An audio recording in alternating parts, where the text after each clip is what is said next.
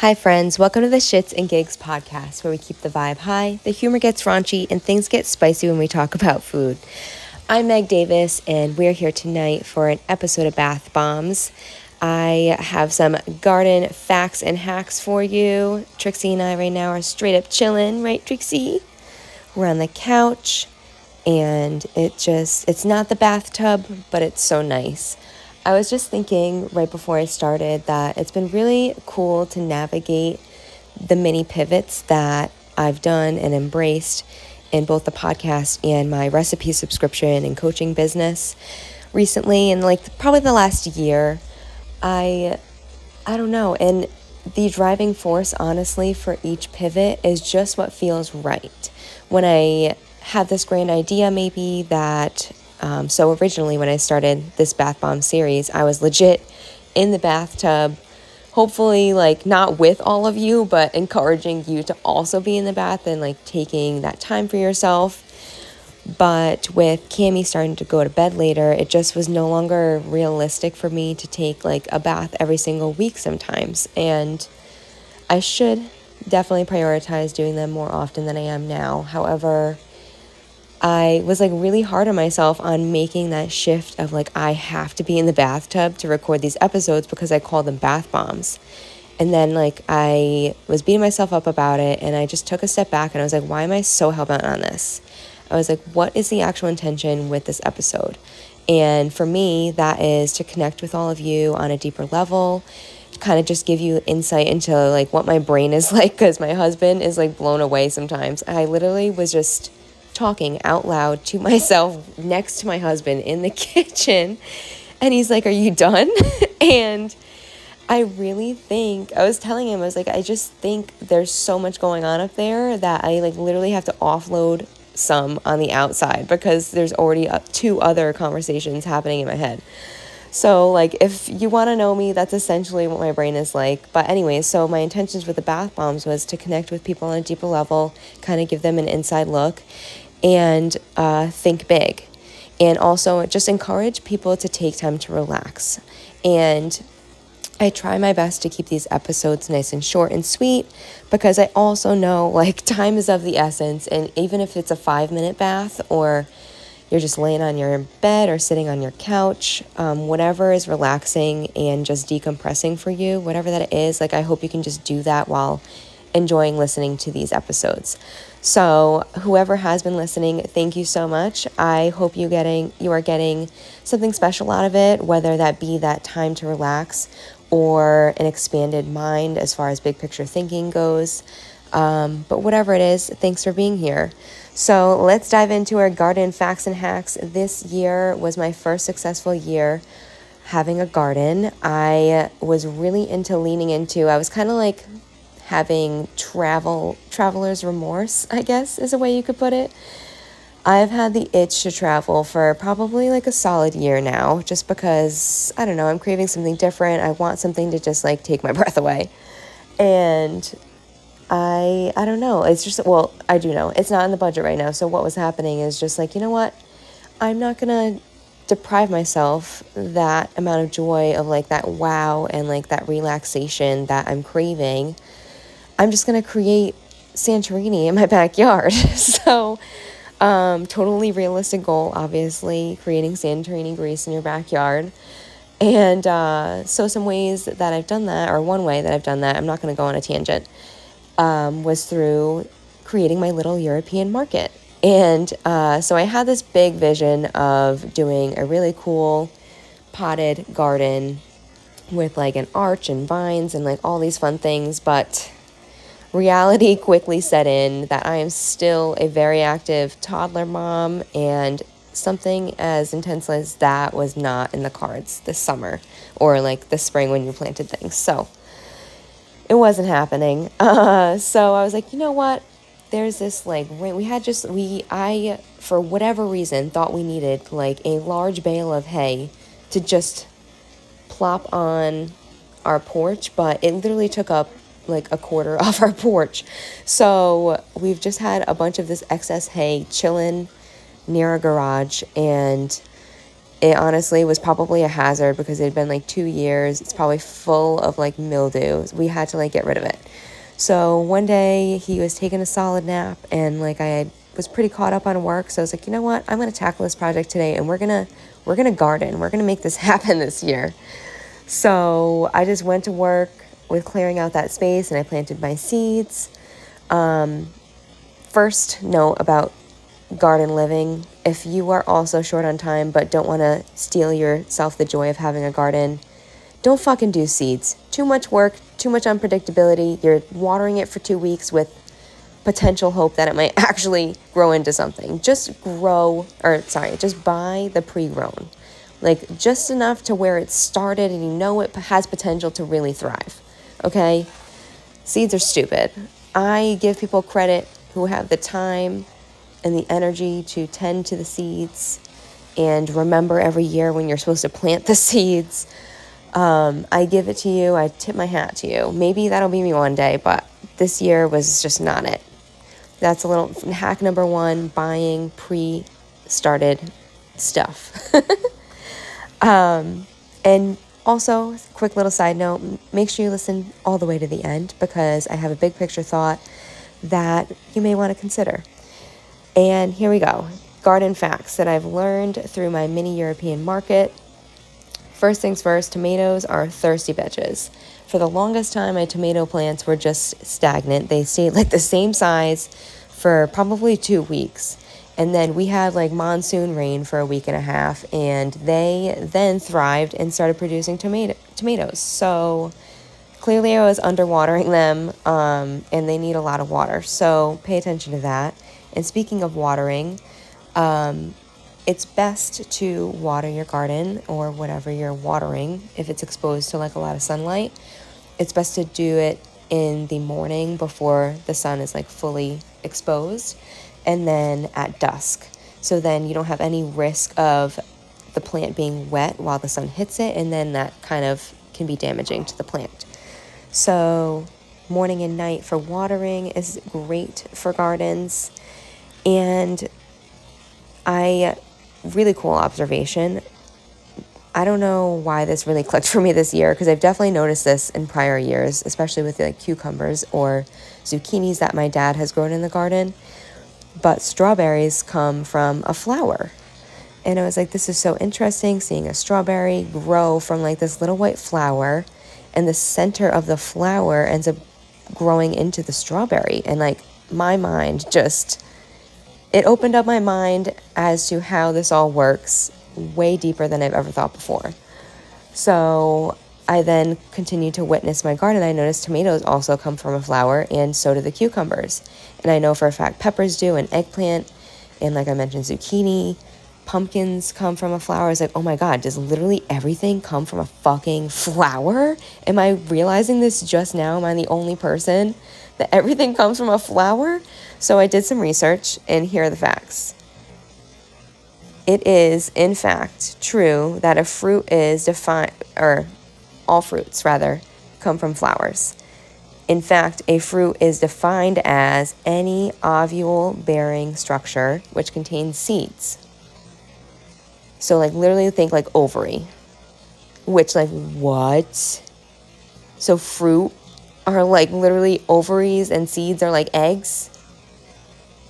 I've never thought about this before, and I don't know if it's a big deal or it's not a big deal, but I was like blown away. I was like, are you kidding me right now? That is so cool. And like, when have you ever heard the word ovary and fruit together, or ovary and vegetable together? Never.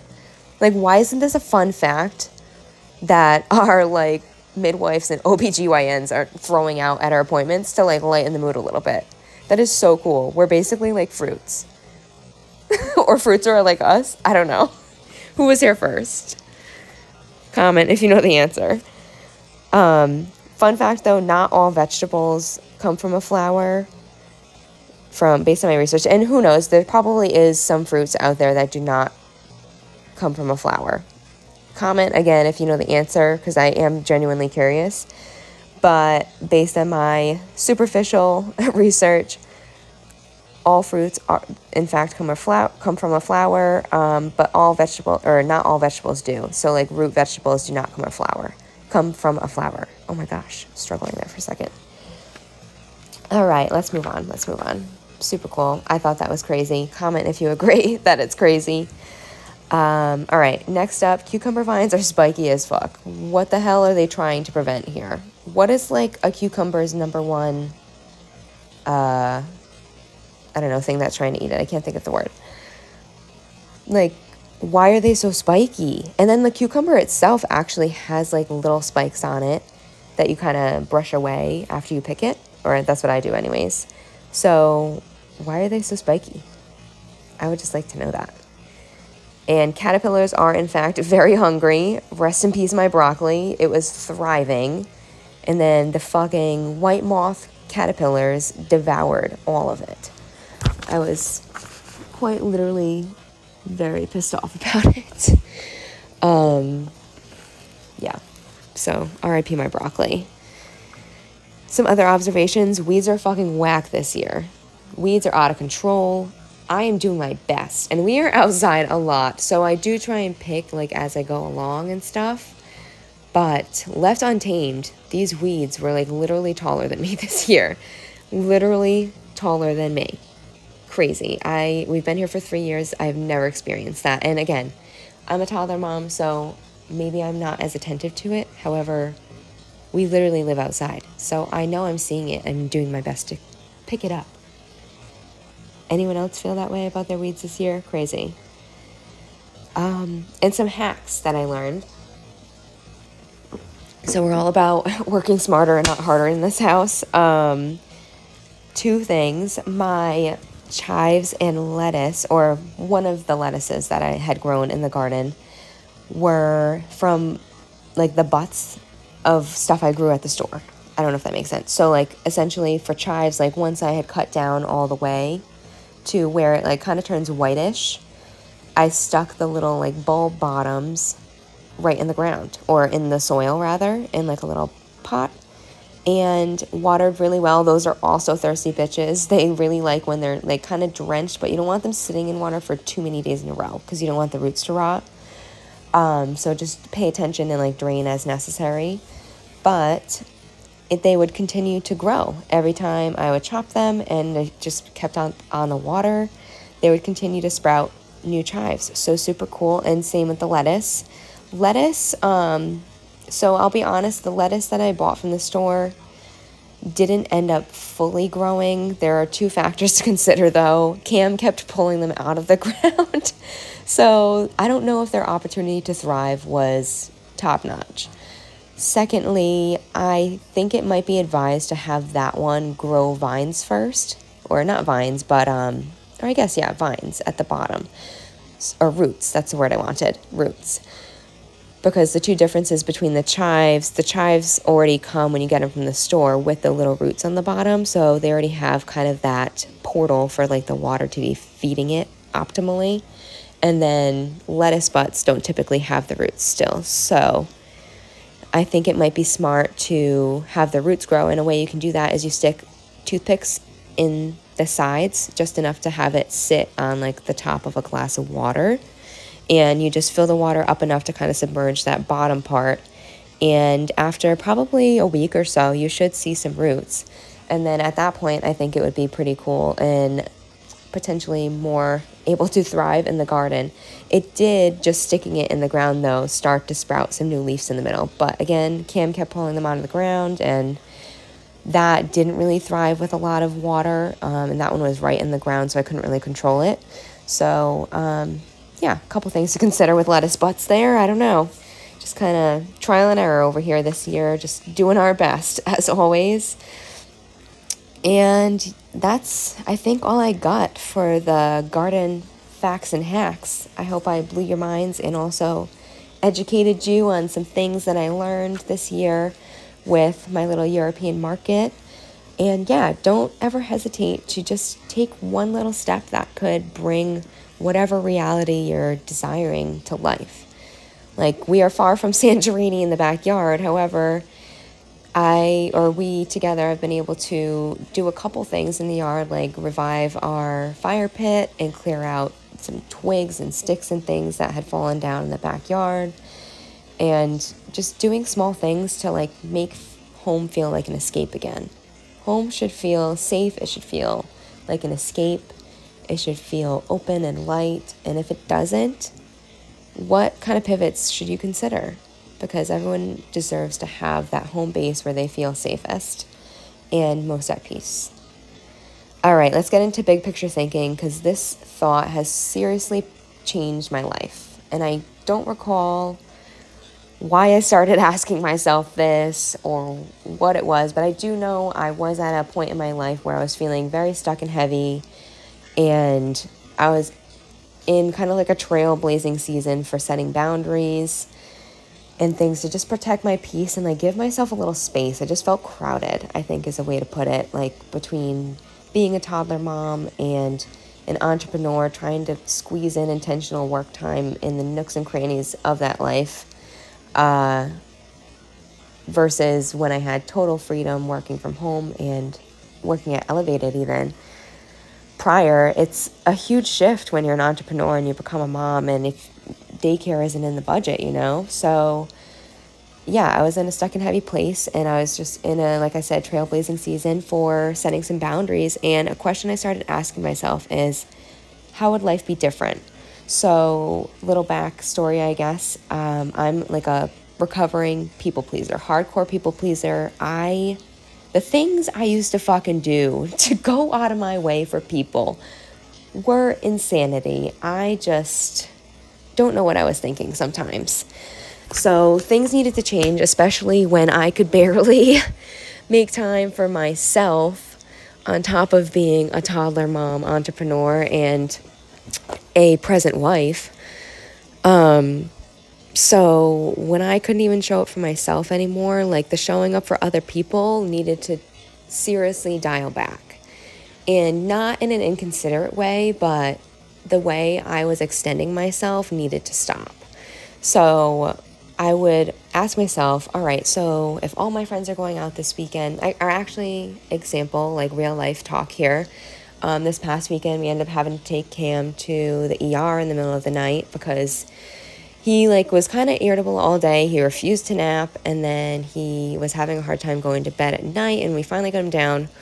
And then around 11:30, he just woke up screaming and was so inconsolable. And something just didn't seem right. His temp came in kind of low, which was odd. So we went to Hasbro. All is said and good. He ended up having hand, foot, and mouth. And he's thriving now. So super happy for that, thank God. But we had that happened basically Saturday morning, like midnight to 5:30 in the morning. So we were freaking spent. We got home, didn't sleep much longer. Because it's just a weird time of day. His clock was all messed up, obviously. So we slept for maybe like an hour and a half when we got home. And then we were up for the day, revived and thrived after those minimal hours. I don't know where he gets the energy, even while he's sick.